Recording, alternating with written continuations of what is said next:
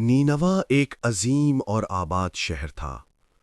اونچی عمارتیں، وسیع بازار، دولت کی فراوانی، ہر طرف خوشحالی نظر آتی تھی۔ مگر اس ظاہری چمک کے پیچھے دلوں میں سختی تھی۔ لوگ پتھر اور لکڑی کے بتوں کو سجدہ کرتے تھے۔ وہ انہی سے مانگتے، انہی کے نام کی قسمیں کھاتے اور انہی کو اپنا محافظ سمجھتے تھے۔ اللہ تعالیٰ نے اسی شہر کی ہدایت کے لیے حضرت یونس علیہ السلام کو بھیجا۔ وہ نرم لہجے میں سمجھاتے، اے میری قوم، صرف ایک اللہ کی عبادت کرو، وہی خالق ہے، وہی رزق دینے والا ہے۔ مگر قوم نے تکبر کیا۔ کچھ لوگ مذاق اڑاتے، کچھ کہتے، ہم اپنے باپ دادا کے طریقے پر ہیں۔ حضرت یونس علیہ السلام کا دل دکھ تھا، مگر وہ صبر سے تبلیغ کرتے رہے۔ سال گزرتے گئے، بہت کم لوگ ایمان لائے، اکثریت ضد اور غرور میں ڈوبی رہی۔ حضرت یونس علیہ السلام نے بار بار خبردار کیا، اگر تم باز نہ آئے تو اللہ کا عذاب آ سکتا ہے۔ مگر قوم نے کہا، ہمیں ڈراتے ہو، اگر عذاب آئے تو لے آؤ۔ یہ سن کر حضرت یونس علیہ السلام کو شدید رنج ہوا۔ انہوں نے سمجھا کہ اب یہ لوگ کبھی ایمان نہیں لائیں گے۔ اسی غم اور مایوسی میں وہ اللہ کے واضح حکم کا انتظار کیے بغیر شہر چھوڑ کر نکل گئے۔ یہ ایک جلد بازی کا لمحہ تھا، ایک نبی کے لیے بھی ایک آزمائش۔ جب حضرت یونس علیہ السلام شہر سے چلے گئے تو آسمان کا رنگ بدلنے لگا، سیاہ بادل چھا گئے، فضا میں خوف پھیل گیا۔ لوگوں کو اچانک احساس ہوا، یہ وہی عذاب تو نہیں جس کی خبر یونس دیتے تھے؟ خوف نے دلوں کی سختی توڑ دی۔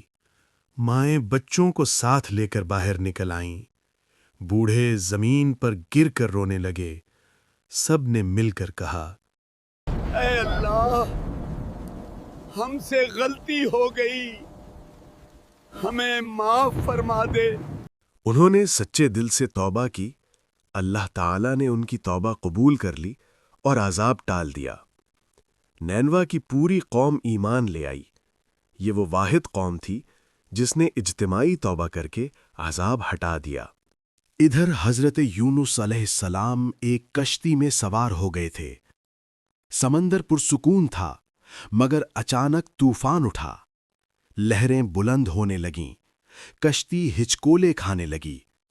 کشتی والوں نے کہا، کشتی میں وزن زیادہ ہے، کسی ایک کو سمندر میں ڈالنا ہوگا۔ انہوں نے قرآن دازی کی۔ نام حضرت یونس علیہ السلام کا نکلا۔ دوبارہ ڈالا، پھر وہی نام۔ تیسری بار پھر حضرت یونس۔ انہوں نے سمجھ لیا کہ یہ اللہ کی طرف سے فیصلہ ہے۔ وہ خود سمندر میں کود گئے۔ سمندر کی گہرائی میں ایک بڑی مچھلی نے اللہ کے حکم سے حضرت یونس علیہ السلام کو نگل لیا، مگر وہ زندہ رہے۔ وہ 3 اندھیروں میں تھے، رات کا اندھیرا، سمندر کا اندھیرا اور مچھلی کے پیٹ کا اندھیرا۔ وہاں نہ کوئی انسان تھا، نہ روشنی، نہ مددگار۔ اسی تنہائی میں حضرت یونس علیہ السلام کو اپنی جلد بازی کا احساس ہوا۔ انہوں نے فوراً اللہ کی طرف رجوع کیا اور کہا، لا الہ الا انت سبحانک انی کنت من الظالمین۔ یہ دعا عاجزی اور اعتراف سے بھری ہوئی تھی۔ اللہ تعالیٰ نے ان کی دعا قبول فرمائی۔ مچھلی کو حکم دیا گیا اور اس نے حضرت یونس علیہ السلام کو ساحل پر اگل دیا۔ حضرت یونس علیہ السلام کمزور تھے مگر محفوظ تھے۔ اللہ نے ان پر ایک بیل اگا دی تاکہ انہیں سایہ ملے اور آرام نصیب ہو۔ کچھ عرصے بعد وہ صحت یاب ہوئے اور واپس نینوا کی طرف گئے۔ جب وہ شہر پہنچے تو حیران رہ گئے۔ وہی قوم جو کل انکار کر رہی تھی اب ایمان لا چکی تھی۔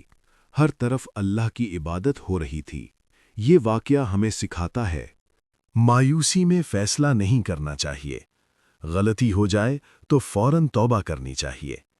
اللہ کی رحمت بہت وسیع ہے۔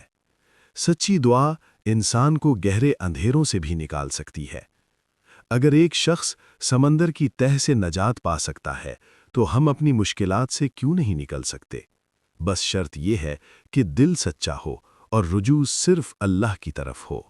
زندگی میں ایسے لمحے آتے ہیں جب انسان کو لگتا ہے کہ اس کی محنت ضائع ہو رہی ہے۔ حضرت یونس علیہ السلام نے برسوں تبلیغ کی، لوگ نہ مانے، دل ٹوٹا، غم ہوا، لیکن اللہ کی حکمت انسان کی سمجھ سے بلند ہوتی ہے۔ اگر وہ شہر نہ چھوڑتے، اگر یہ آزمائش نہ آتی، تو 3 اندھیروں والی دعا ہمیں کیسے ملتی؟ یہ منظر ہمیں سکھاتا ہے، جلد بازی کبھی کبھی مشکل پیدا کر دیتی ہے، صبر انسان کو بلند کر دیتا ہے۔ اللہ کے فیصلے میں تاخیر ہو سکتی ہے، مگر اندھیرا ہمیشہ کے لیے نہیں ہوتا۔ جب دل ٹوٹے، صبر کرو، جب حالات بگڑیں، انتظار کرو، کیونکہ اللہ دیکھ رہا ہوتا ہے۔ سمندر کی تہ، اندھیرا ہی اندھیرا، کوئی آواز نہیں، مگر ایک آواز تھی، ایک سچی دعا۔ لا الہ الا انت سبحانک انی کنت من الظالمین۔ یہ الفاظ صرف حضرت یونس علیہ السلام کے نہیں، یہ ہر اس انسان کے لیے ہیں جو مشکل میں ہو۔ جب ہم اپنی غلطی مان لیتے ہیں، جب غرور چھوڑ دیتے ہیں، جب دل سے کہتے ہیں یا اللہ مدد، تو دروازے کھلتے ہیں۔ یہ واقعہ ہمیں بتاتا ہے کوئی گناہ اتنا بڑا نہیں کہ اللہ معاف نہ کرے، کوئی اندھیرا اتنا گہرا نہیں کہ اللہ روشنی نہ دے سکے۔ اگر ایک نبی سمندر کی تہ سے نجات پا سکتا ہے تو ہم اپنی پریشانیوں سے کیوں نہیں نکل سکتے؟ بس شرط ایک ہے، سچی توبہ، سچا دل اور مکمل بھروسہ اللہ پر۔